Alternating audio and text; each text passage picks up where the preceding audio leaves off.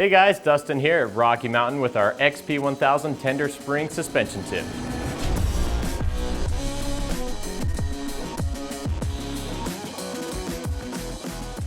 Alright, so we heard of a great inexpensive way to improve the suspension on your stock XP1000 two-seater with Walker Evans shocks. Now we do offer a wide variety of aftermarket suspension kits and spring kits that will definitely improve the performance on your machine, but if you're working with a tight budget, don't have a whole lot of money to spend, this is definitely going to be the route for you. Now as you can see here on the front of our machine, here's our shock, and we've got two springs. This is a dual spring system, not a dual rate. Now at the top here, you can see we have our tender spring, which is a much shorter spring than the main. Now the reason behind this design is our top tender spring is supposed to absorb those first initial impacts, those small choppy bumps, which is going to give us a more plush ride. And then as we get into some of the bigger obstacles, more aggressive terrain, our main spring is going to be doing most of the work. Now the problem that most people are encountering is once we're all loaded up in our machine, we've got our cooler, passenger, and whatever gear we're taking with us, we increase the overall spring preload on the machine, which is going to take away the tender's ability to give us that plush and good ride. Now we can't take credit for coming up with this idea. We found this actually while browsing through some forums, and we thought we'd give it a shot, and turns out it works pretty good. So what we'll be doing today is we're going to take off the rear tender spring, we're going to get rid of it, we're going to take our front tender spring, move this one to the rear shock, and then we're going to grab a tender spring off of a XP1000 four-seater, the front tender spring, and we're going to put it on our front shock. So let's get into it. I'll show you how it's done. All right, now before we get started with the spring swap, something I wanted to point out to you real quick is here at the rear of the machine on our rear shock, you'll notice our tender spring is almost fully compressed. This isn't going to help us out much with that plush ride, so this is going to be one of a few reasons to do this spring swap. First thing we need to do is get the machine off of the ground, so we need to elevate it so the tires aren't touching the ground. Next, we can pull the tires from the machine.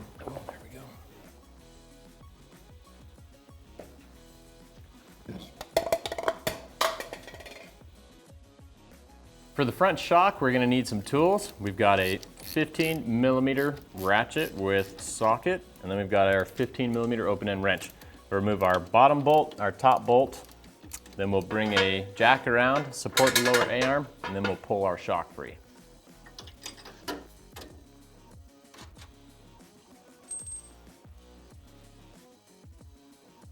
For the rear shock, we're going to need a few tools. We've got a 18mm socket with driver, and an 18mm box open end wrench. Now you'll notice our mud guards are on the back side of the shock. They should be on the front.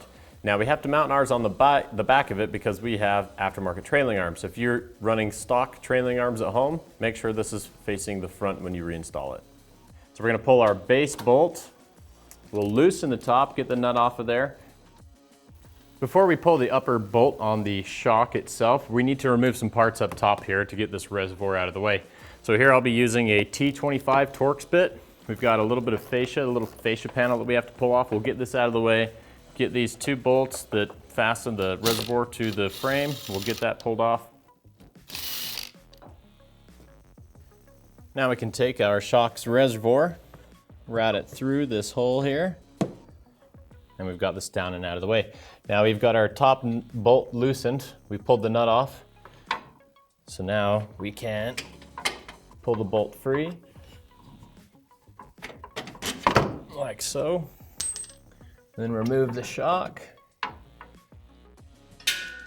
Take it to the bench. All right, so before we begin, there's just a few things I'd like to cover with you. Over here, we've got some tools that are going to be necessary for the swap. First, we've got our tape measure. This will be used to measure our spring preload length that we have currently set. So when we install the new tender springs, we can get it back to where it was. Next, we've got a pen and paper to record those results, our spanner wrench that should come stock with your machine and its toolkit. Then we've got a 17mm box open end wrench, flathead screwdriver, Torx T25, and some spring compressors from Tusk, really useful tool, some spray lubricant, and then lastly we've got our tender spring here. So this tender spring was pulled from a XP1000 four-seater. So this is going to have a stronger spring rate to it.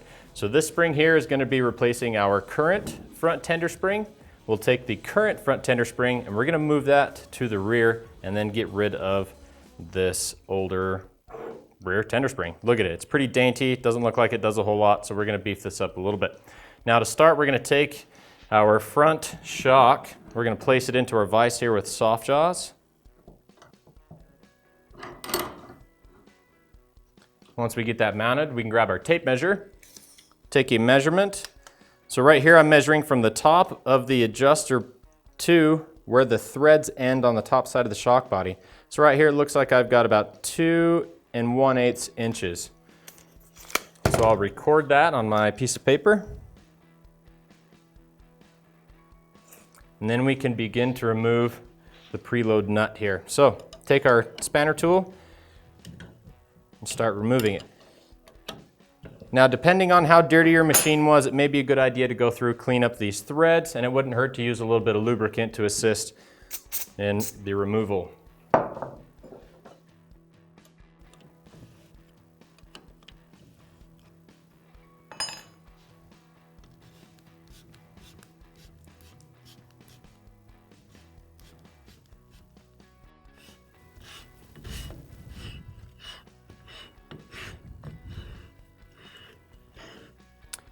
Okay, so once we get that nut backed all the way up to the top of the shock's body, then we're going to take the spring compressors and we're going to use these to compress our spring. Now before we do that, we'll take our flathead screwdriver and we're going to move the bottom out bumper. Some of them can be stubborn, kind of helps to have a flathead screwdriver there to pry it up, to get it up out of the way. We'll move this so that we can have room to pull off the spring retainer. So we'll take and place our spring compressor onto the spring, get one on both sides, then we'll start cranking it down. And this is going to compress the spring just enough so that we have enough clearance to remove the spring's retainer. So once our spring compressors have compressed the spring far enough, we should have enough clearance to pull down and out the spring retainer, just like that. Pull this assembly off, pull the lower spring.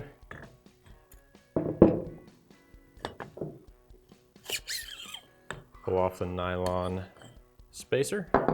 And then our tender spring. So this is the old one off the front. We'll be taking this, placing it on the rear. We're gonna take our new from the XP4 1000 4-seater, slide it into place. We'll put our nylon spacer back in. Now on this nylon spacer, you can see there on the front of it, it has an arrow indicating its orientation. So it looks like this is pointing down, so we want to have the longer side of the spacer pointing towards the base of the shock. So we'll slide this into place.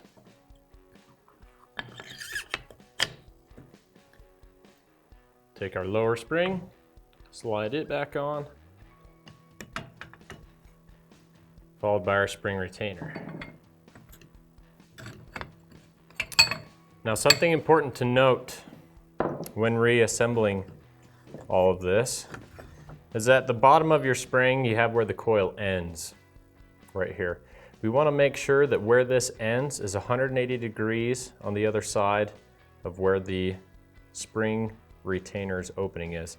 So if our spring ends here, we want to position our retainer so it's facing 180 from it. Remove the spring compressor.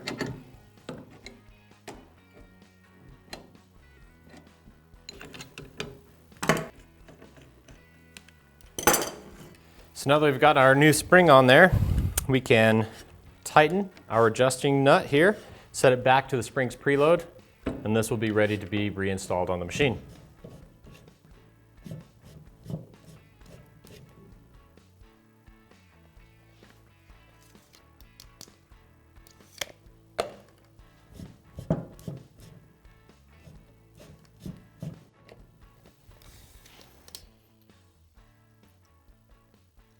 Okay, looks like we've got our preload set to where it needs to be.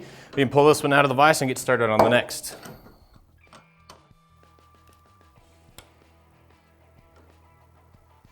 All right, now onto the rear spring. We're gonna take our Torx T25, we're gonna remove the mud guard from the base of the rear shock.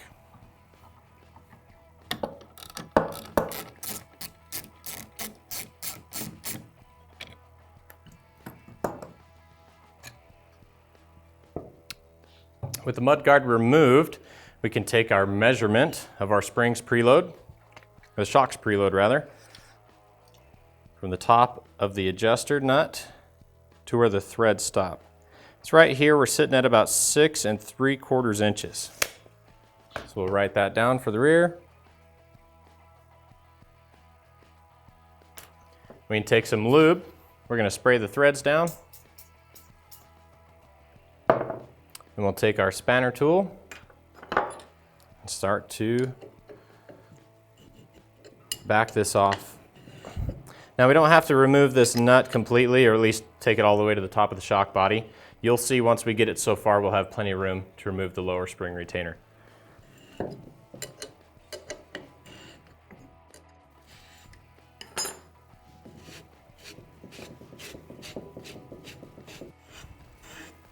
Okay, so once we've got this far enough out of the way, again, we need to take our bottom out cushion here and move that up the shock shaft.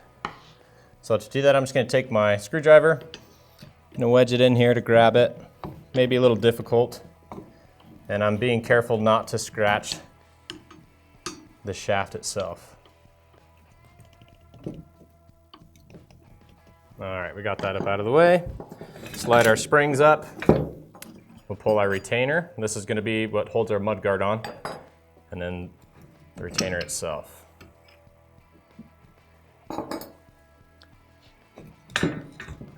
Pull off the lower.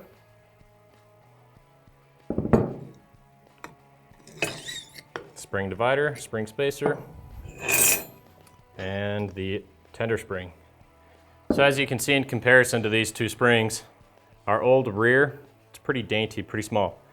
This is the front that was originally on the front shock. So we're just going to take this, replace that tender spring.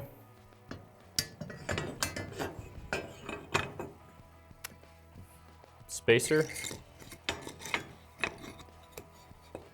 And we'll put on the lower.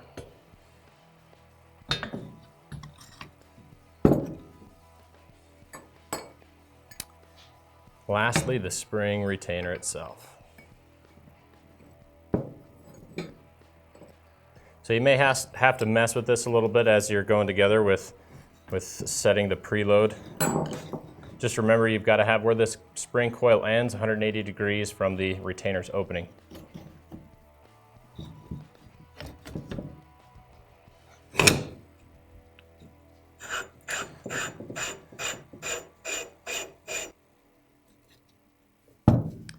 It's always good to make your final measurements before you get too much preload put on the shock itself. If you have too much preload, it's almost impossible to adjust the springs retainer to make sure it's in the proper position. So keep that in mind when you're going together with the shock.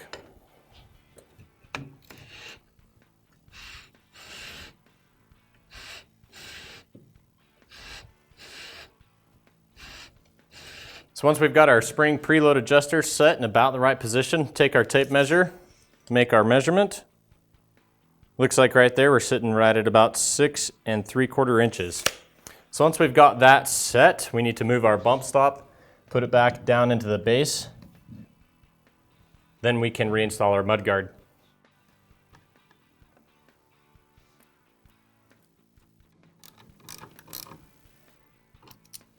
Okay, so it looks like we're finished up here at the bench. So we'll take these, get them reinstalled on the machine. Now we can take our front shock and install it on the machine.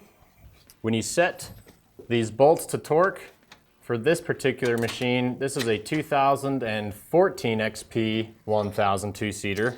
And the service manual indicates that we should be setting each one of these top bolts and bottom bolts to 42 foot-pounds. So once we get this set up and installed, we'll move on to the rear.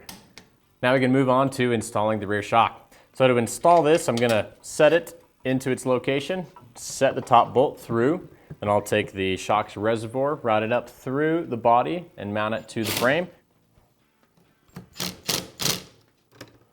Then we can come back to the base of the shock, set the bottom bolt, and then we're going to torque them to spec. The shock mounting bolts for this particular machine are 70 foot-pounds of torque. So when you're doing this on your machine at home, if you've got something different, be sure to reference your service manual for those proper specifications. All right, with the shocks mounted to the machine, we can move on to installing the tires. We're going to start with the rear tire and get that installed. Now we can move to the front and install the front tire. When installing your wheels, be sure to reference your service manual for the appropriate torque spec for the lug nuts. Once we have all of our parts put back on the machine, we can lower it to the ground, and the last step here is to take one more measurement. So we're at the back of the machine here, and we're going to take a quick measurement. This is for the front to rear bias. Now, the front needs to sit higher than the rear by about 1/2 inch, but no more than 3/4. So we're going to measure off of the floor to the bottom of our skid plate, and it looks like we're sitting at about 13.5 inches. So then we can move to the front, take our measurement, and then make adjustments if necessary. Now, while we're here at the back of the machine, I want you to take a look at the rear shock. Take a look at the tender spring. We are no longer experiencing a bound coil. So this is awesome for the machine. It's going to give us a much improved ride, especially when we've got it loaded down with all of our gear for the day. So now that we've got the rear measured, we can move on to the front. Just going to take a measurement here off the floor to the bottom of the skid plate. Now, skid plate's usually the best place to take this measurement because it's our flat level plane. So in the rear, we were at 13.5 inches. In the front, we're sitting at 14.25. So that's going to give us our 3/4 bias. So in the front, we're 3/4 of an inch taller than the rear. So this is going to be necessary for your machine's performance and handling, especially when you get into some of that faster terrain. Now you can find the spring kit on our website at RockyMountainATVMC.com. Make sure to plug in your year, make, and model for proper application and fitment. All right, guys, that's it for me. I'm Dustin with Rocky Mountain. Thanks so much for watching, and keep turning those wrenches.